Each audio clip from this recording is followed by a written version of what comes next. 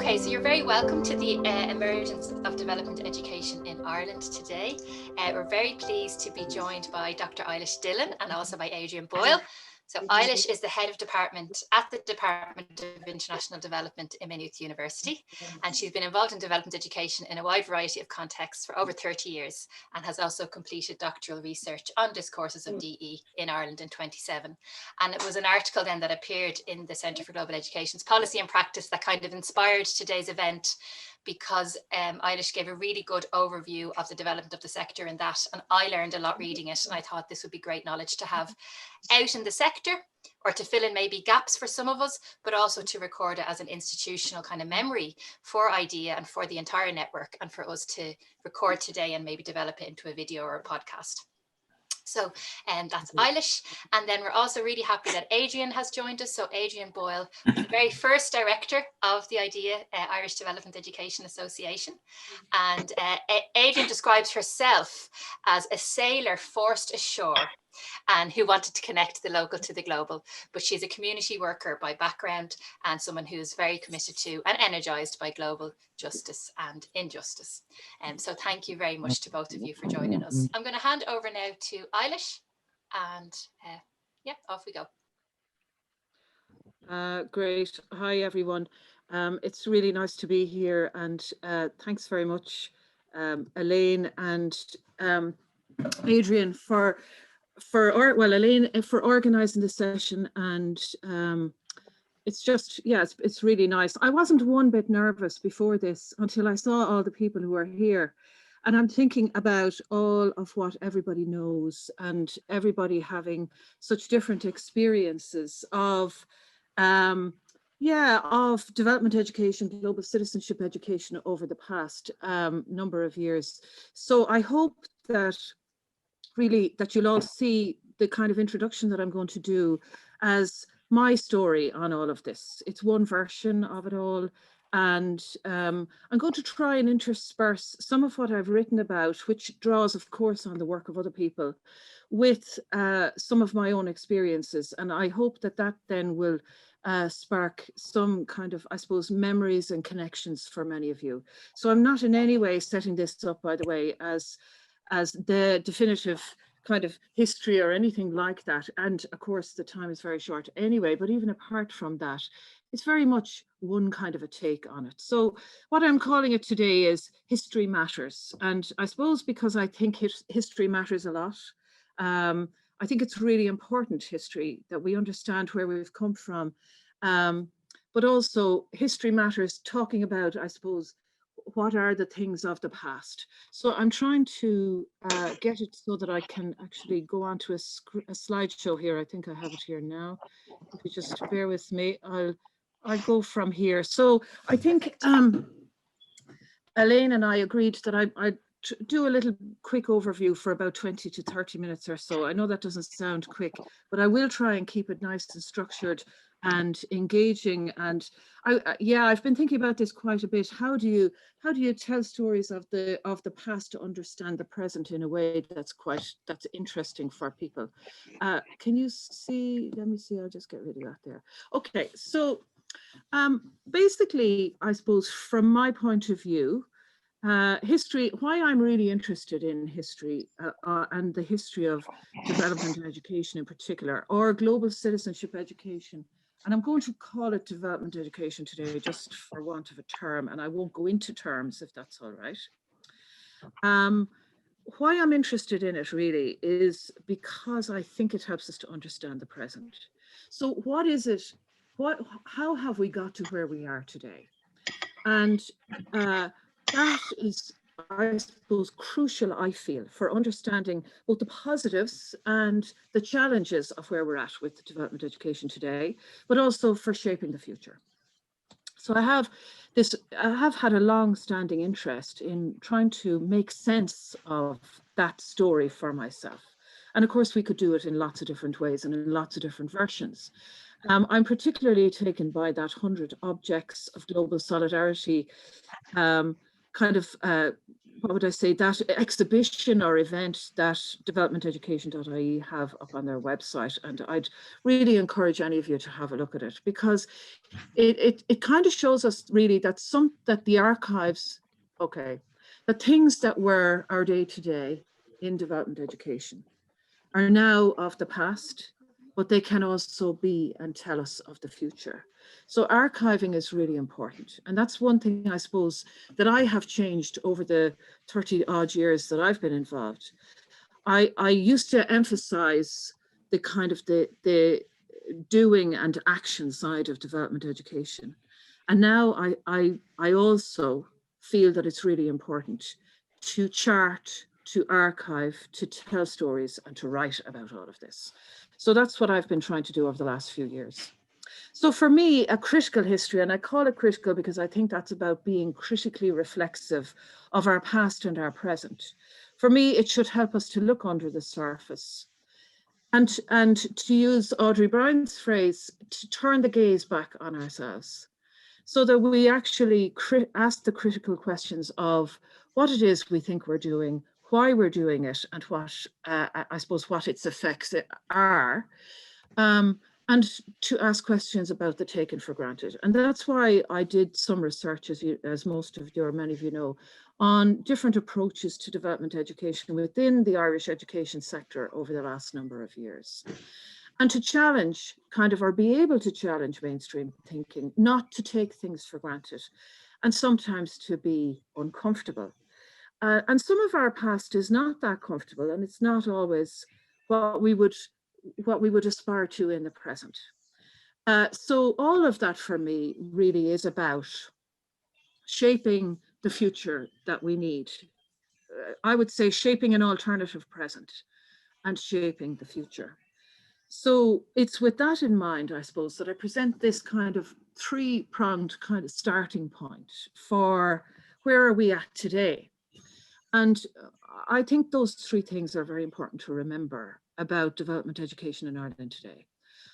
It's not always the same old, and we are different, and people are different, and there are different approaches to development education in Ireland today. Even where led by idea, there's a kind of a striving towards consensus. It's my view that there's a lot of diversity. While there's a lot of consensus in the way we talk about things, that's not always reflected in practice, I think. And I think many of us would agree with that. So that can be because of, an emphasis on different adjectival educations, or because of the specific history of the organization within which we work, or because of a different kind of focus. So some are much more kind of driven, if you like, by curriculum issues. Others are much more driven by an activist kind of campaigning style type focus. I think it's really important to understand that. Well, it is for me anyway, because that makes history helps us to make sense of why that's the case. It also, I feel, helps us to make sense of why we don't sometimes question each other in a more questioning or critical way. Because we live very comfortably sometimes in the land of a sense that we're all in it together, and that's really helpful, but it sometimes can be constraining, I suppose. So that's the first point. The second point, I think, is that over a 50 or 60 year period, there is no question but development or global citizenship education has become more central, both in terms of development cooperation policy and also in education. And one of the people who's on my screen is Aidan. Aidan, I can see you on my screen. I can only see 4 people. And when I was thinking about this over the last few days, thinking about the role of TROCRA and the role of the Curriculum Development Unit in kind of centralizing development and global citizenship education in the formal education sector, whether it's at primary level, second level, over the years, that has been really central. So even though many of us would strive for that to be far more integrated across lifelong learning, and we were involved in the kind of, I suppose, discussions around the strategic, the development of an Irish Aid strategic plan, there's no question but that has become more centralized. But there have been, dips and troughs in all of that, in terms of the role of CSPE in the 1990s and the early 2000s, global politics and society coming in after that, then the kind of the role of initial teacher education in the last number of years. I'll talk about some of that stuff as we go on. So it has become increasingly central, but on the other hand, it's often on the back page. And one person mentioned that to me when I was doing the research back in 2016. Did you ever notice that DevEd is always the last thing on in the strategic, you know, in the kind of the government strategic plans or annual reports? It's always on the back page. So that's a really interesting thing. There's also, of course, that debate about whether it should be more promoted by the Department of Education or Foreign Affairs and Trade. And that debate has been there for the history of DevEd in Ireland, largely. So that's two kind of key points I want to say as starting points from my point of view or my understanding of it. And the last one there is that it has been very much driven by a development focus, whatever that is. So it's funded within development cooperation. It started off very much as the language of development education, and that still is very central in an Irish context, even though that's shifting, as we know.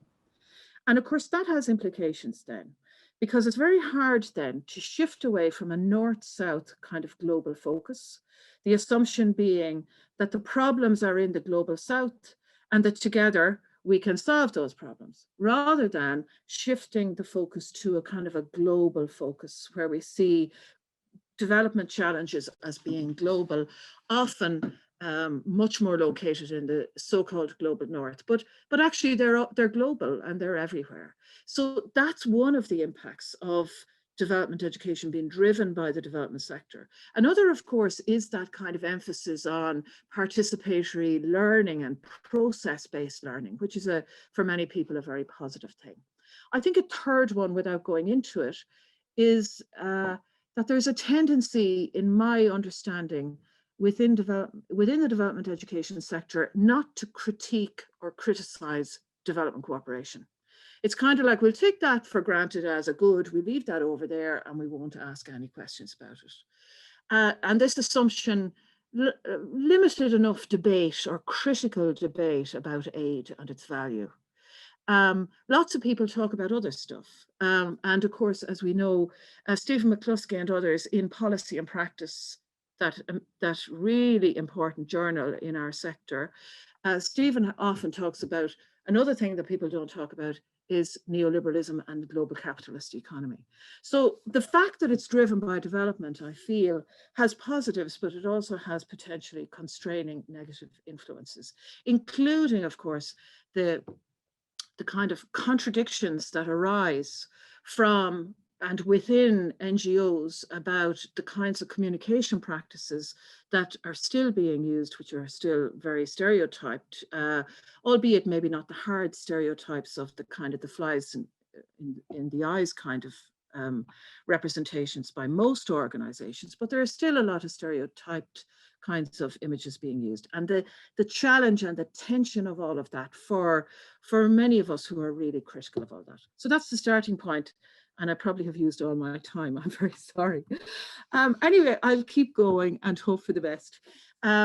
Key characters, if you're not there, my apologies. Everybody who's here and the organizations that you represent are characters in this story of the history of development education in Ireland.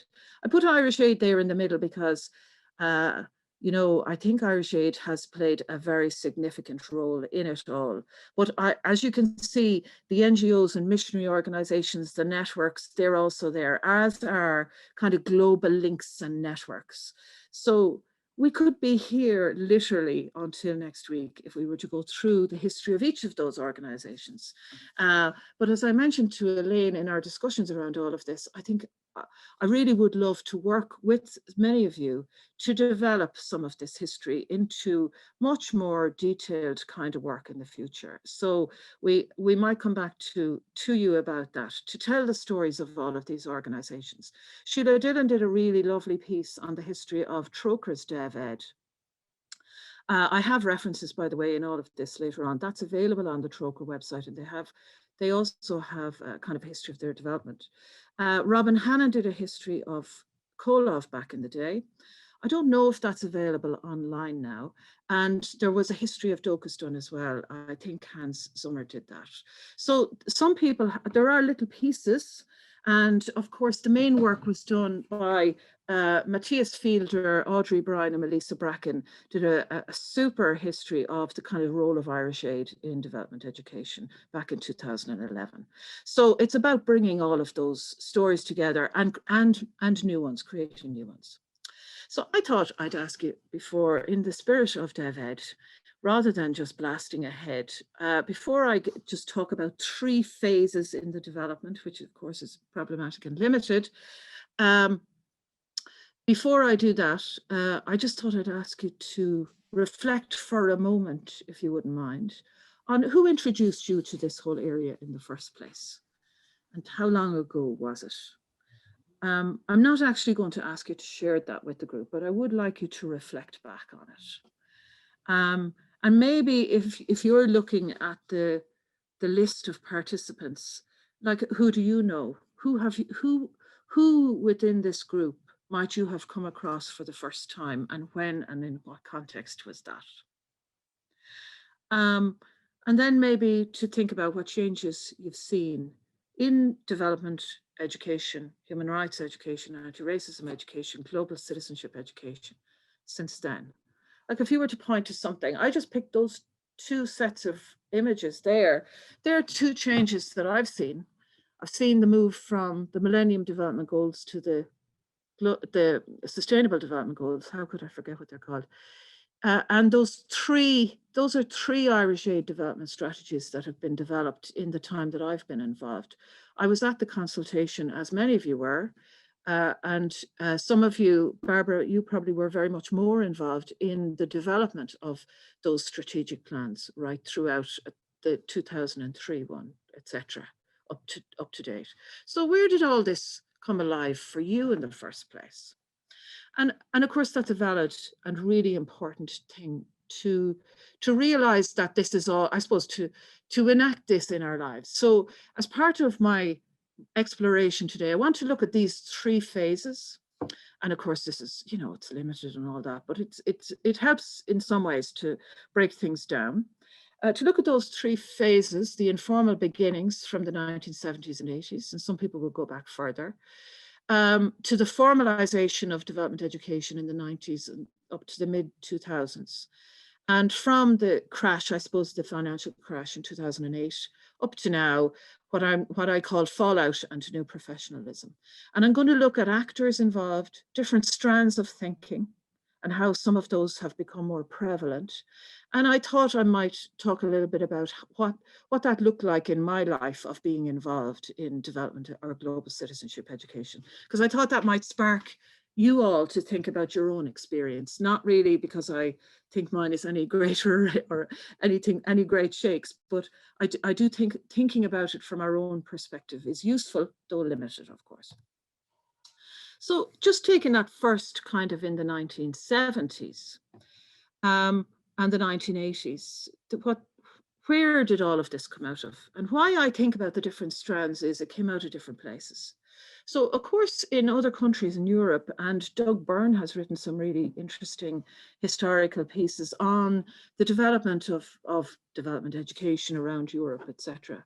Basically in Ireland, DevEd was very much led by the NGOs and by missionaries. And Concern, as we know, was established in 1968 after the war in Biafra and the work that the humanitarian work that Concern was doing. And Concern at the start, of course, wouldn't have been engaged in education, but it did get involved in education in the 1970s and 80s, particularly through the Concern debates. Trócaire, as we know, when it was established in 1973, it had a dual mandate to do work overseas, but also in Ireland, very much looking at the kind of the role of education in bringing about some kind of an understanding of responsibility around justice. And from a state point of view, when we joined the EEC back in 1973, there was a commitment. We had to sign up to a commitment to give some of our budget to development cooperation overseas. I did most of a doctorate that I never finished on APSO and the formation of APSO.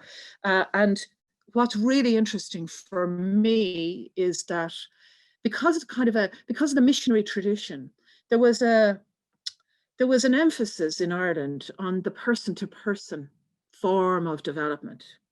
And so when development cooperation was established in Ireland back in 1974, I think, the bilateral aid program was established. A lot of the emphasis was on person-to-person sharing and on skills share.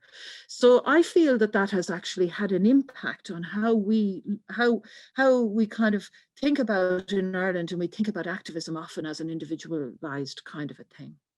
But anyway, we also emphasize, of course, there's quite a bit of emphasis on volunteering and support for that, and immersion schemes and all that kind of thing over the years.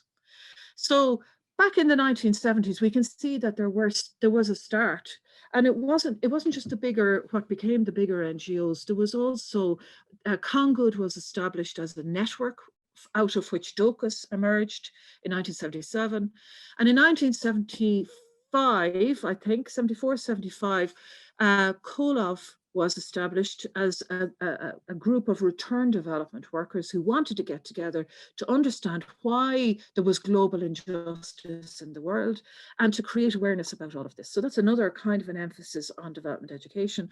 And the Kimmage Development Studies Centre was established as well, with a focus on kind of education and training for those who were engaged in development in the global south. So there was this start of a sector, the beginnings of a sector, if you like. And then funding for development education was instigated in 1978. There was a big speech by, I think it was Michael Kennedy, I can't remember his first name, minister in the Dáil, about the need for people in Ireland to learn about global inequality and injustice. And that's way back in 1978. And that was at the start of funding for it. And DESC was established in 1985, which was basically the first kind of, if you like, the first state unit for promoting and supporting development education. And some of you might be able to fill in the gaps that I have here as I'm running through all of this, and even correct me if I'm wrong on some of the stuff. So what I'm trying to get at is, even back in the 1970s, there were different strands. So you had this values-based inspired development education, which was influenced by liberation theology in Latin America, kind of, questioning injustice, north-south kind of equality concerns. And I would say that that was very much linked to kind of a Trocher's approach, which also is influenced by Paulo Freire, solidarity approach, and Kolov would have been influenced by that, or would reflect that. There was a more developmentist charity approach as well, and many NGOs, when they started off engaging with schools, they just wanted to tell them about what are the problems, this is what we do, and fundraise for us. But then of course that changed over time, and so it moved away from all of that. So these are just some little images that I picked to reflect my own engagement with all of this in the 1970s and 80s. So I was in primary school in the 1970s. And what I remember, I was in a presentation, primary school in Kilkenny, and what I remember was we'd all be brought to the assembly hall, and the nuns who were over in the Philippines or in Zimbabwe, and I later went and spent a summer in Zimbabwe with the Presentation Sisters back in 1991. But anyway, they would come in and they would tell us about the work they were doing, about how brilliant the kids were, that they were good in school, they were really enthusiastic learners, unlike us, Shower. And they basically told us all about this exotic world. So much so that myself and my sister, when we were, 9 or 7 or 9 or 10 or whatever, we wanted to become missionary nuns. And that was my influence, and I'm sure many others. But then when I went to secondary school, one of my teachers, who wasn't a nun and who seemed pretty, anyway, she taught me history as it happens. She had worked in Nigeria as a teacher, and I thought, God, okay, maybe I could do that. So this whole thing about the 1970s, it wasn't necessarily about, it wasn't that we had development education very evidently in our curriculum, but there were traces of it all over the school. I remember when the stroker boxes came out, I remember the anti-apartheid movement throughout the 70s and then later in the 80s, of course. And when I went to college, I learned about Paulo Freire and had a very strong sense of the role of trochra and its allocation of 20% it had to development education at the time. So trochra would still feel, and I know Stephen is here or was here and earlier, I can't see anybody now, that development education in all of this area is central to their work. So moving on then into the 1990s, from an actor's point of view on the different strands, this was very much about the time of when development education became much more formalized and institutionalized. And when I say institutionalized, what I mean by that really is that institutions and structures were established. So there was very much emphasis on curriculum development. And again, I point to the role of trochra in supporting and working with Aidan and the Curriculum Development Unit, City of Dublin VEC, in trying to develop kind of the influence of development education across the curriculum in CSPE and transition year, etc., and working with the NCCA and the different trade unions around all of this. Okay, so that was very much kind of, I suppose, the sense was that if you could get development education into the schools, you're really on a winner. But we do know that while it is hugely significant and it's kind of nearly in some ways the most logical and the easiest way to develop a kind of a spread of development education. On the other hand, schools aren't always the most kind of radical spaces. So sometimes then, what starts off as something that's quite potentially very radical can get diluted a little bit. But anyway, there's lots of research on all of that. At the same time as you had all of that, lots of NGOs, including many of the organizations that you are representative of, engaged in visiting schools. And I didn't go into this, but the development of resources has always been a thing. So whether it's about water or it's about hunger or it's about debt or whatever. And I remember myself as a teacher, I was a teacher in a secondary school in the 1990s, using a lot of those resources that were developed. And it's very interesting to look back at some of those resources. I haven't been able to do so for today because they're all in my office in Maynooth, or not all of them, but a lot of them are in my office in Maynooth. But they're very critical and radical, and it's very useful to kind of look back at those resources, many of them available on developmenteducation.ie. So NGOs went into schools. The concern debates were huge in the 1990s. For me, it was a key thing that I was involved in as a teacher in school. And it was an opportunity for me to engage with young people about these issues. So there was a lot of work going on in schools. There was also the influence of the EU NGO Liaison Committee. So I think it's really important as a person involved in the sector in Ireland to remember that it's not just, that even back in the day, it wasn't just an Irish sector. There was always connections and networks across Europe, which were hugely influential.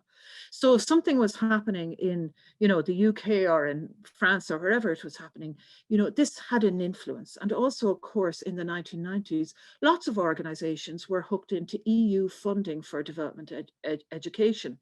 I think it was DG8 at the time, and I was involved in Colov in Cork, and we were involved in some development education grant projects, and I see Gertrude there. So Gertrude and I would have been involved in some of that work together back in the 1990s. And Colov in Dublin had two big EU funded projects on development education, bringing it all back home. That's BIABH, which was about kind of engaging with return development workers in order to kind of raise awareness within the country about development issues and activism and all that. And NODE, which was the Network Outreach on Development Education project, I was involved in that and the steering committee of that at the time. And what that was trying to support kind of regional or locally based one world centres or development education organisations and groups. And the Centre for Global Education in Belfast was one of those, Galway One World Centre, Waterford. There were little centres or groups of people around the country who were very much engaged in development education, and that was trying to support them. Now, like all things, none of these projects are perfect or anything, but it does show that there was a growing level of activism at a whole range of levels. So you had the curriculum stuff happening in formal education. DeFi, through the National Youth Council, had One World Weeks, which were huge in terms of kind of engagement with young youth organizations and youth clubs. And then there was kind of, I suppose, offshoots of various organizations, including Maynooth, which was established as a feminist development or education organization out of the women's group within COLAV. So lots of different things happening across different kinds of sectors. And part of the reason for this, or that it was able to happen, was because of the funding to development education from Irish Aid, with the National Development Education Grants Committee established in 1990 and the National Committee for Development Education in 93. Now, they sound like big old acronyms, but basically what that was funding that was put aside from within the development cooperation budget and administered by DESC at one stage and then the NCDE, etc., to support small organizations, small groups, schools even at one point, to engage in development education.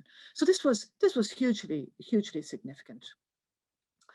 I'll come back to where the strategic plan came out of in 2003, but there was a lot of emphasis on development education, human rights education, etc., throughout the 1990s. Just want to move over onto the right-hand side there, the strands. I'm really hoping that you're following me, and I have to keep going in the hope and the basis that you are. So on the one hand, we have key actors and events, and then the strands. In the 1990s and the mid-2000s, there was a growth of what they call the adjectival educations: human rights education, education for sustainable development, and intercultural education and anti-racism. The development of each of those three is so interesting to me, even in itself. Human rights education, reflective of, I suppose, the growth of amnesty in this area, but more so the Convention on the Rights of the Child in 1990, and an emphasis that Trócaire put on education in the 1990s on human rights.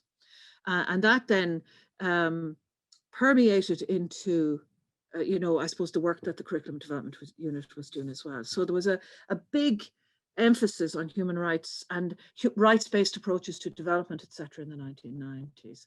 Some of that stuff is really worth looking back at in this era when we need kind of, I suppose, critical frameworks. Some of it is really worth looking at. Education for sustainable development in the 1990s.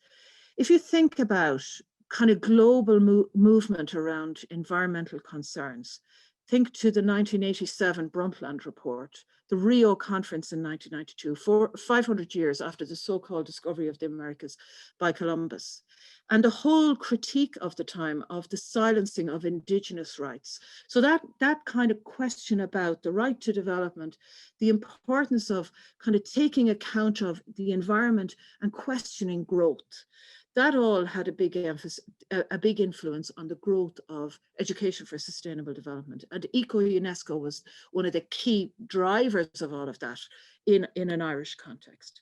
And then in terms of intercultural education and anti-racism, we had a change in Irish society in the 1990s, changing population, and following, I suppose, from the UK as well, the importance of integration and in its kind of most inclusive and diverse kind of a fashion, and intercultural education and anti-racism comes out of that, and an anti-racism strategy at the time. So like there are millions of different influences. And then the growing focus on citizenship post the kind of the Balkan, I suppose, crisis, and post the fall of the Berlin Wall in 1989-90. The emphasis on citizenship in Europe and education for citizenship became very much, it became much stronger in Europe.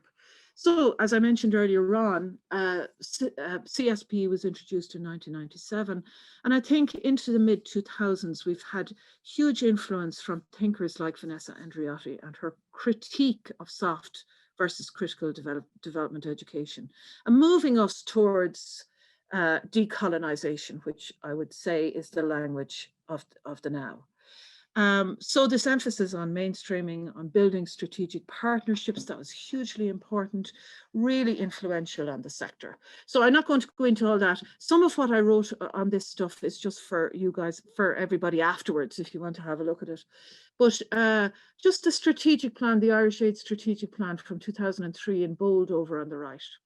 I'm always struck by this as an aim or a goal, that every person in Ireland will have access to educational opportunities to be aware of and understand their rights and responsibilities as global citizens and their potential to affect change for a more just and equal world.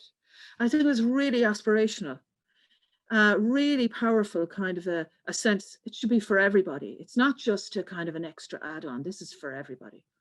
And there was a very influential research done in 2002 by Michael Kenny, who works in Maynooth, and Siobhan O'Malley, I think, who did some research on the sector at the time in 2002. They were asked to do so, and it basically influenced the establishment of the first Irish Aid, it was DCI at the time, strategic plan on Dev Ed in 2003. And also the establishment of IDEA in 2004. And Adrienne will talk a good bit more about that in a few minutes when I eventually quieten down.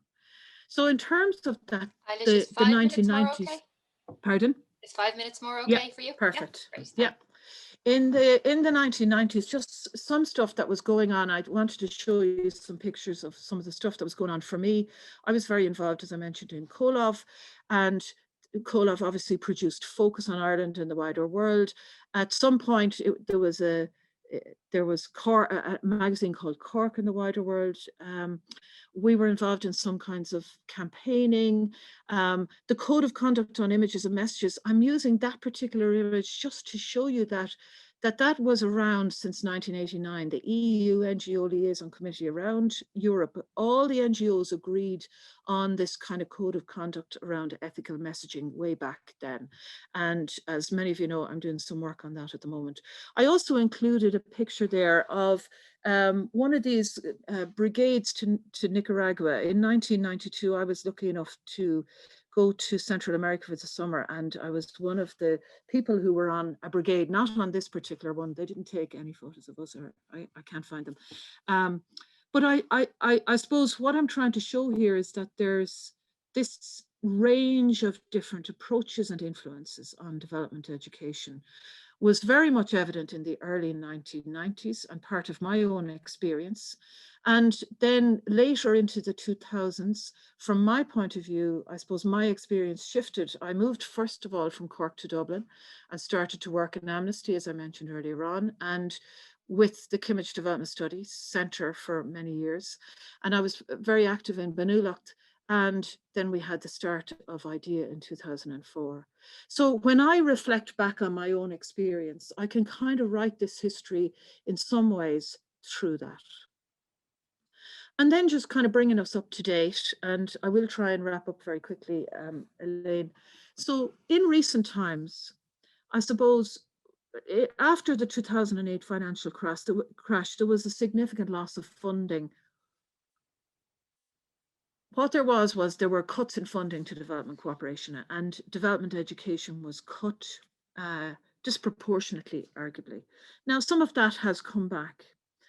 But I guess what I feel has happened in those years is, you could call it that development education has become more strategically organized.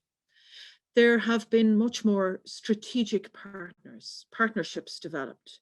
And that's very effective. It has the effect of being effective and organizing things very well. And of course, at that time, since 2008, the emphasis on results and performance management and new managerialism has become huge. This kind of accountability to funders, obviously, to the taxpayer, really important, but also a kind of while all of that is really important, it can become then quite technical, quite heavy on bureaucracy. And when I was doing my research, lots of people talked about being completely overburdened by the bureaucracy of accountability. Nobody actually was anti-accountability, but everybody said that it serves, not everybody, but most people said it serves to depoliticize, or it directs attention away from where people often want to be. So what that has actually led to in practice is lots of the smaller organizations either decided not to apply for Irish Aid funding, or they weren't given Irish Aid funding and they've kind of gone by the wayside. So that's a feature. So the sector has become stronger in some ways and more consolidated, but also some of the kind of radical edges, and some of those edges were never radical, but some of the edges are gone, if you like. There's some people are very critical of the big NGOs, but actually when you look at the funding, and I won't talk about funding now, but if you look at, I have some stuff on it if anybody wants to ask me about it. If you look at the funding, the big NGOs, in particular Concern and Trócaire, have consistently given, put, fairly big budgets towards development education, global citizenship education, and their public engagement. But I suppose sometimes then, if again, I go back to that question about to what extent it's driven by a kind of a north-south kind of perspective. So to what extent does it integrate kind of issues in that global sense? And I think organizations are trying to do that. In terms of, like, I know I'm saying lots of stuff there that's open to question, and I'm happy to explain it. The emphasis has become in formal education very much on initial teacher education, worldwide global schools, Ubuntu network, DICE, etc. Huge advances there, no question. And most recently on the kind of code of good practice for development education. And I think we've moved from development education to a kind of a global citizenship framing for all of this work. And that's really positive in the sense that it embraces the activism side of things and the global. It's about translating that into practice. So there's the code of good practice. And then some of that stuff that I was involved in myself, I think I'm going to wrap up now because I understand around time. Just one last slide, if you don't mind. Yeah, go for it. Yeah, two. This is, I suppose, for me now, we are very much involved at the university, at the Department of International Development, in trying to integrate this a development education approach to our work, but also to develop programs around development education. And this is the last one. I suppose what I think it all helps us to understand is the sector is diverse. It has been heavily influenced by actors. We could, do a whole history of key people and who have made a difference. And I have a load of key people in my head who I think helped to shape the way things are in terms of development education in Ireland, going back to the 80s, the 90s, right into the 2000s. There has been definitely growing professionalism, and it's held up as a role model, but it's often not as critical as we think it is. And our talk is often very aspirational, but sometimes we're afraid to address some key debates and questions. So there are still a lot of elephants in the room, I suggest, that, the sector would, it would be really good if we had a lot more critical debate about what it is that we are doing in the name of development or global citizenship education. So anyway, I hope that you found some stuff in there to, I don't know, stimulate some thought or whatever it is. Anyway, I hope you found it helpful. Thanks a million, Elaine. Thanks, everyone. So we'll hand over to Adrienne now. Adrienne, are you ready to go? Okay, yeah, thanks, Heil. That was just fascinating to hear all of that as well, because what I started to do last night was go through the old files. I have some archive files. mostly because IDEA was set up in my home office here in Phibsborough. And so I've got a lot of files that I thought were on the main files in IDEA, but when we went to look yesterday or the day before, I certainly have more files here than electronic files than are in the office. So my promise is to put them all on a memory stick and make sure they do go back into IDEA. So I became involved really in IDEA in 2005 and stayed involved 2005, not so much 2006, but then 2007, 2008. And basically, I'm a community worker, but I do a lot of independent work in both the normal community sector, the local community sector, and then in the global sector. So I tended for a strategic planning process with IDEA in 2005, just as another piece of work, really. And I found myself open to this amazing world of development education that I wasn't really as aware of. Though I had been involved in Maynooth, I was current at that time involved in Maynooth, and I was involved as a return development worker from Palestine with Kolov and a lot of the work on refugees and Palestine that Kolov did at that time. So I came into the strategic planning process, and IDEA, like Elaine and Eilish said, was the launch was in 2004, and some of the things that I found were the actual old launch, the actual launch brochure and report of that 2004 launch. So basically, after the launch, they got a lot of money from Irish Aid just to do a strategic plan. So I had this something like 10,000 euros to do a strategic plan, which is a massive amount for a strategic plan.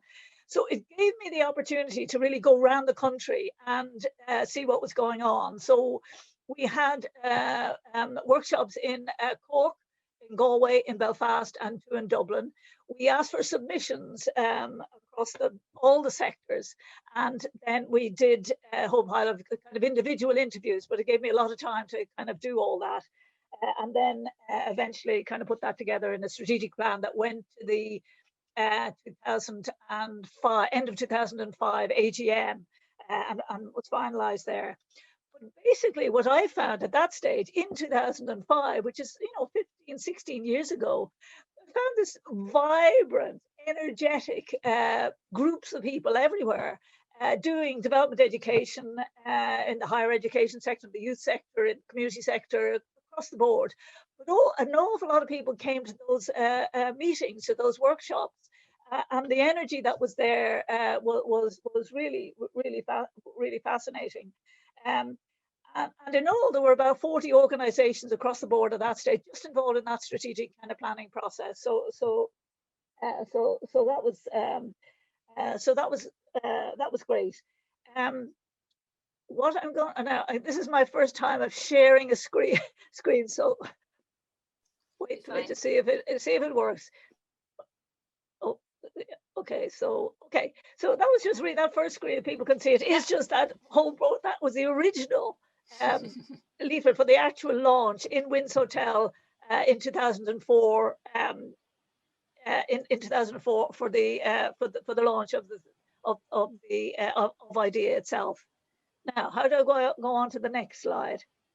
Do I just if you just click like you're doing a normal presentation, right, yeah, okay. There you go to the next slide. So this again was the strategic was 2006 to 2008, and it's interesting that's the very first one, and the second one that we did was by Annette Honan. Actually, she did it towards the end of my time with IDEA in 2008, and she did for 2009 to 2011. It's very interesting the different strategies that were.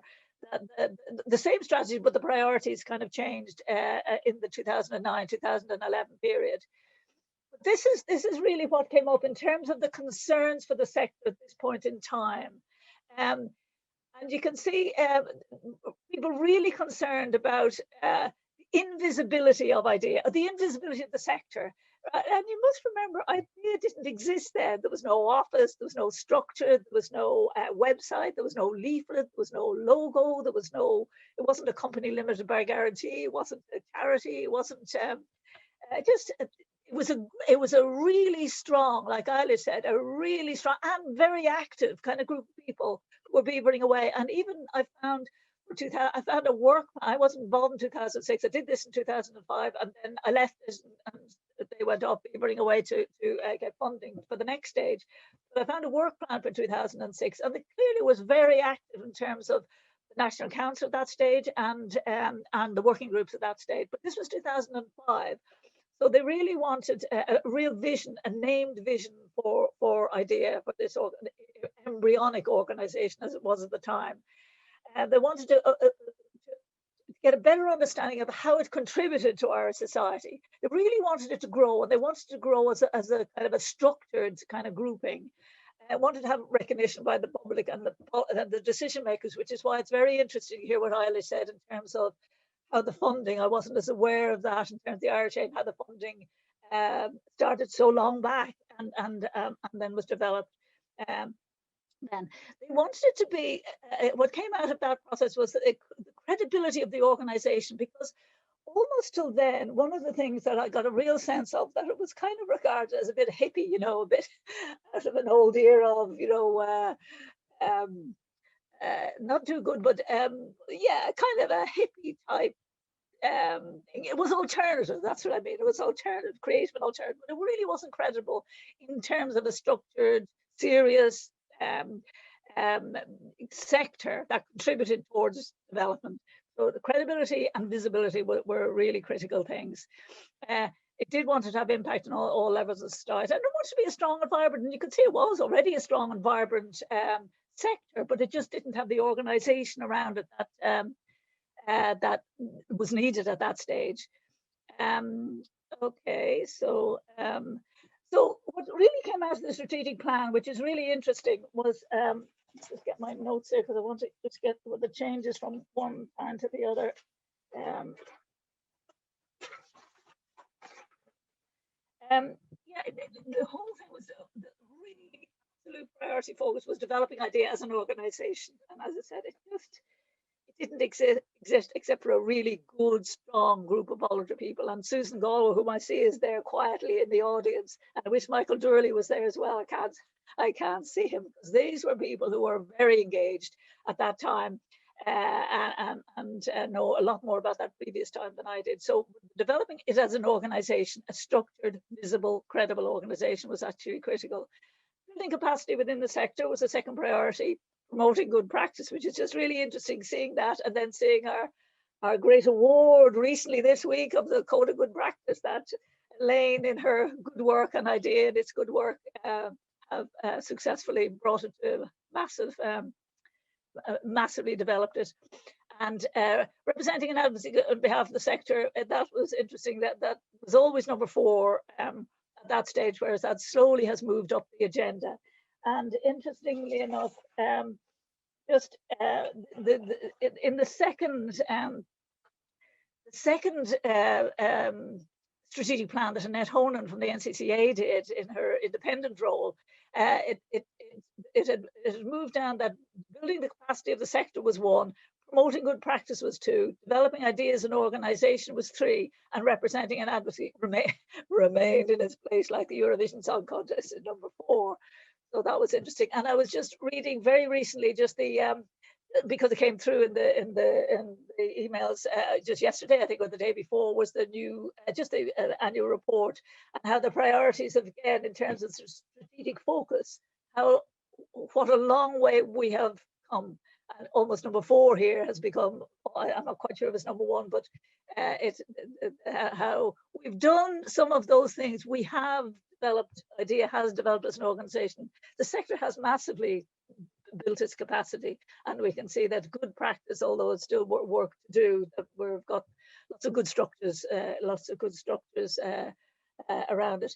Now, interesting, at that stage, again, this was 2005, remember 2006, these were the challenges that people saw as important for the future. And it's interesting, again, to look at them now and see how many of them have been solved.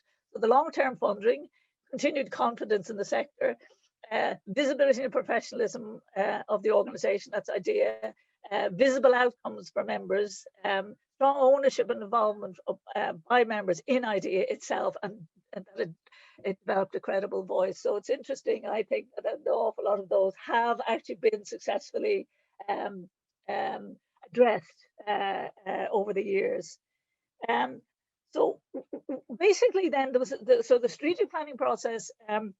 That was completed at the end of 2005, and it was the National Council then in 2006. And I found this work plan for 2006 in my files, which is really interesting because they were clearly really, really active, and they just set about trying to establish that, and particularly to try and get the funding for the organisation so they could do all the rest. So and then they got funding from RCHA just for 1 year funding to appoint a director. But there were clearly working groups that I'd forgotten about really. It was a regional working group, can you believe it, of DECnet. Who can remember DECnet? Eilish, you didn't mention DECnet. DECnet was the network of the development education, the One World Centres all around the country, which was very active for a long time. Susan will remember that very well. So basically, then their top priority was the establishment of a visible base for the organisation. As I said, so they set about getting the funding from RCHA for at least 1 year funding for a director, so that actually could happen. It's interesting. The second priority was improving communication across the sector. So that's when setting up the working groups and setting up particularly the regional working group. Priority number 3 was exchanging experience and analysis across the sector, which is kind of similar to number 2. So again, that was really the working groups. And promoting good practice. They hadn't done an awful lot of that in 2006, but it was there as one of the strategic priorities. So then they got the money and they advertised for a director. This is the end of October 2006. So I saw this advert.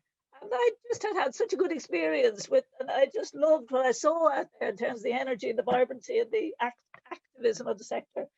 So I put my independent cap in my pocket and I went and applied for the job and actually got the job. So I was delighted. So I then worked for 2 years, really, 2007 and 2008.